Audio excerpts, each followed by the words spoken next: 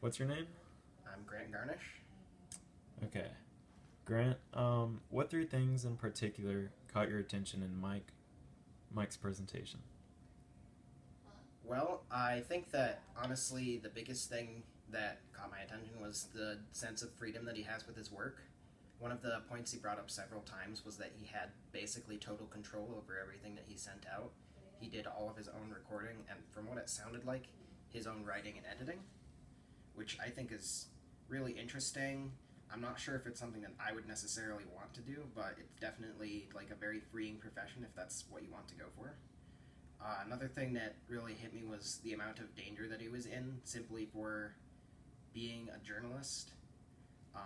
It didn't seem, at first, it didn't seem like incredibly readily apparent, but I think it was definitely shown throughout several of the things that he had there that there are definitely people who just will deliberately go after a war correspondent of some kind simply because they're trying to bring some footage back of what's actually happening, and they're considered like a source of propaganda, I suppose, by someone who might not be interested in letting people know about any sort of cruelty that they're committing in a battle.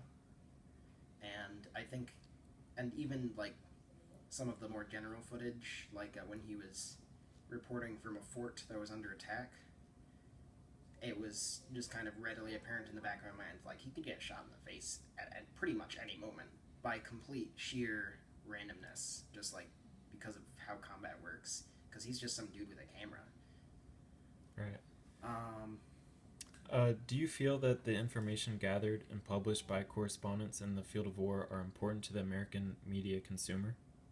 I think it's definitely important for people to be able to see at least some part of a conflict, and I do think in that way that the what a war correspondent produces and tries to show or convey in whatever they're producing is definitely important. Um, yeah, that's pretty much all I have to say, I suppose. Do you feel that media presents the entire picture of war truthfully and in its entirety? I think, intentionally or not, media usually has a bias against the opposing force of whatever country or nationality that they're particularly from.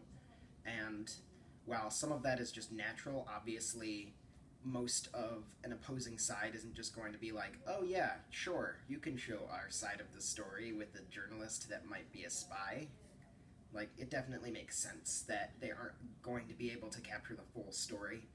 I do think that sometimes there are some deliberate mistruths. There have been several instances in modern and historical times where journalists haven't exactly been the most forthright about the nature of a conflict, but for the most part, they try their best. Is the job of war correspondent important to the media, to the average citizen? I think it's definitely important for both parties in that case. And I think generally one of the most important things that a war correspondent does is they have the obligation of a journalist with the sort of war reporting. Because technically speaking, we don't really need a war correspondent.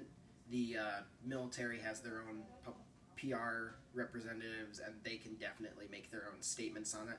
But you know that those sorts of things are going to have their own particular spin. They're not going to necessarily report everything if everything isn't going well. So I think it's definitely important that journalists are there in the field and actually like reporting as much as they see, for the most part. All right. Thank you, Grant. That's all. All right, cool.